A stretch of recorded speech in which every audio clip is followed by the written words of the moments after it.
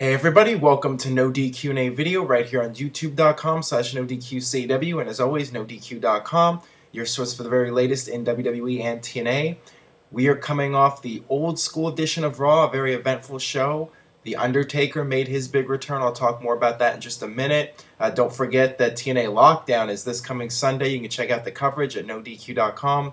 On that note, let's get right down to your questions. First one today comes from Craig AF. Hey Aaron, did you enjoy the old school Raw this week? In your opinion, which was better, this year's or 2010?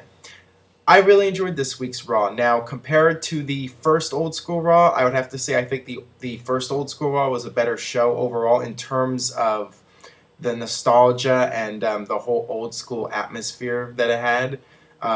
This week's Raw, it wasn't so much about the legends. I mean, the legends were there and everything, and you had the set and the whole look for it. But this week's Raw was mainly about building WrestleMania. I think that was a big difference between this one and the one in 2010.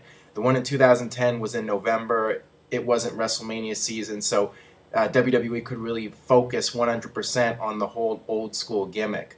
This time, the focus was somewhat on old school, but it was also about WrestleMania, and WrestleMania is still the priority. So it was a different show from last time. But I mean, both shows were great in their own right. But I would say, in terms of the old school atmosphere and the whole show from top to bottom in that regard, I think, nothing can top the original. All right, this one comes from Young EZ. Hey Aaron, I thought Raw was really good this week. It did a lot of work setting up for WrestleMania and even hinted at a Ryback-Mark Henry match. Which match do you think was set up the best? I would have to say John Cena versus The Rock. I thought that the two of them did a tremendous job with their promo, building up their match at WrestleMania. They were serious. John Cena barely did any comedy. I think he made fun of Mike Tyson's voice, but beyond that, he was 100% serious, and the two of them were very intense with each other, and they really did a good job establishing that match for WrestleMania. And some people are going to say, it's predictable and it's just the typical WWE promo. It went on too long, but I think technically, in terms of getting the casual viewer interested in WrestleMania, I thought they hit a home run. I thought that they did exactly what needed to be done. They said all the right things. The camera angles were great, showing the two of them with the WrestleMania sign in the middle.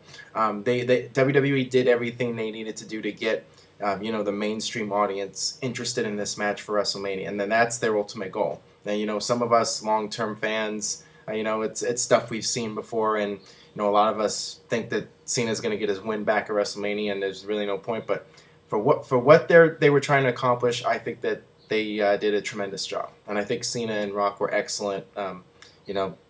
Putting over the other guy and making the match seem like it's a really big deal. When the segment was over, it was like, wow, this is a really big deal. This isn't just your average WWE match. This is a one of the biggest matches of all time. This is a big fight. This has a big fight feel to it. So that's how I felt when the segment was over. All right, next one here. Hey Aaron, with Taker versus Punk now official, do you think Punk could end the streak? Some people there's a mixed feeling about this from a lot of people. On one hand, some people think that Undertaker should keep the streak and it should never end under any circumstances. And for a long time, I was one of those people. But I've talked about this before. If anybody's going to end Undertaker's streak, it should be a guy that you are going to be building as the future of the company and somebody who's going to be around for the long haul. And CM Punk appears to be that guy. CM Punk, in the past 2 years, has really stepped it up and has become one of WWE's top superstars. And, he's going to be around for the future. He's going to be the top star in WWE next to John Cena. So if anybody should end Undertaker's streak, I think CM Punk's the guy. So we'll just have to wait and see. Some people might be upset about it, but I think that, I think Undertaker's viewpoint could be that, I'm going out. If I'm going out, I'm going to put over somebody on the way out. So that could be his mentality. So I don't think it'll be WWE's decision if Undertaker ends the streak. I think that that will be Undertaker, Mark Calloway's decision if he wants to put over a guy on the way out. I mean, that's going to be, I think, his decision. All right, this one comes from Hut Cool. With the old school Raw being so popular, do you think that there's a chance WWE will do an Attitude Era Raw special sometime in the future? Would they be allowed to bring back the WWF scratch logo back for one night? I don't think that they're going to be that specific with a show, doing an Attitude Era. Old school Raw was very generalized. It goes back to the 80s, and, they had the New Age Outlaws there. So really stretched out, a long period. It was just basically a general nostalgia show.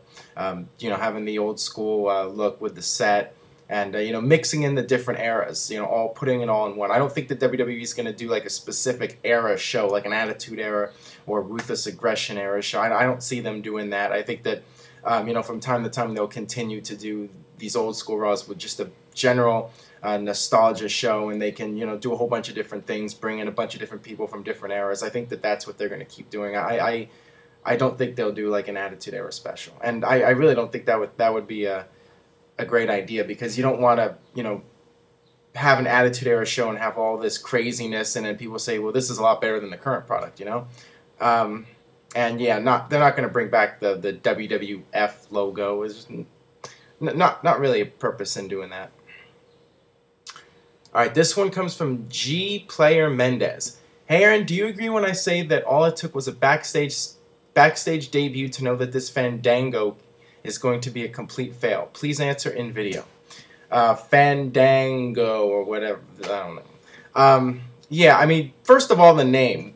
When you name a character after a movie ticket website, I mean that's not gonna that spells fail right there. But yeah, the backstage segment I thought was lame, and the segment on Raw, I honestly wasn't feeling it, and I don't think this character has much potential at all. And I think, when they started showing those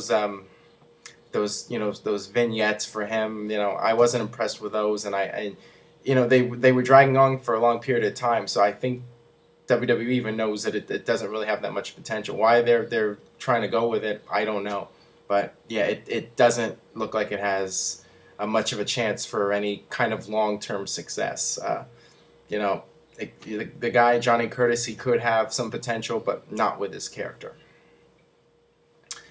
All right, this one comes from Viper1. Hey Aaron, big fan from Greece. That's cool. Do you think after WrestleMania, Brock is going to get a push for the World/WWE title? I mean, why not? He just signed a new contract, and who do you think it will be with? Please answer in video. Absolutely, it makes perfect logical sense for Brock Lesnar to get a push towards the WWE title, especially with the amount of money that they're paying him. You only want to put Brock Lesnar in the biggest matches possible, and it only makes sense at some point to have Brock go for the WWE title. So I think it's inevitable that that'll happen. Who will his opponent be? There's a lot of talk about doing Brock versus Rock again. There's been that talk since Brock came back to WWE. I think that match will happen at some point. Will it be for the WWE title? That remains to be seen. They could do Brock versus Cena again, this time with the title on the line. I could very well see something like that happening. And, you still have a lot of possibilities with Brock. Maybe next year Brock and Undertaker. That's always a possibility. And Brock Lesnar versus Randy Orton. There's a lot of matches you can do with him. And I do think we'll get to see those matches, over the next year or two. I mean, Brock's going to be around, and he'll have a big match every now and then. SummerSlam, Royal Rumble, WrestleMania, we'll see. But I do think we will see Brock compete for the WWE title. Probably not the world title. I think that in all likelihood it'll be WWE title. All right. This last one today comes from the Future Shock. Hey Aaron, huge fan of NoDQ&A video. First ever question. All right. Do you think in the next few years Drew McIntyre will be repackaged and return as the Chosen One and perhaps become the world champion Mr. McMahon said he would be? Thanks. To be honest with you, I really don't think so. You look at Raw this past week, three-man band. Drew McIntyre was just a guy there in the background, and I think WWE has all but given up on him. I'm sure there's always that outside chance that they'll repackage him and give him another push, but he's been in that position with 3MB now for a while, and most fans are going to associate him now with 3MB, and they won't take him seriously if WWE tries to push him again. But you never know. I mean, down the line, he could take some time off and come back. Well, we saw it with Jack Swagger. Jack Swagger wasn't getting pushed for the longest time. He took some time off, came back, and he got a renewed push. So it is a possibility they could do it with Drew McIntyre. But, I mean, the odds of it happening, I think, are slim. Just the fact that WWE is pushing so many new guys, you know, the Shield's getting into the mix, Ryback, Sheamus, Alberto Del Rio. There's so many guys now that WWE's putting all their attention into. I just don't see Drew McIntyre being able to break out of the pack at this point. I think he had his shot, and WWE gave up on him. All right, that'll wrap it up for this edition of No DQ&A video. Like I said, stay tuned to NoDQ.com for TNA Lockdown coverage, and stay tuned to NoDQ.com for all the latest WrestleMania 29 news and rumors. And you can submit questions to NoDQ&A video, formspring.me/AaronRift. And with that being said, I'll see you next time for more No DQ&A video. Thanks for watching.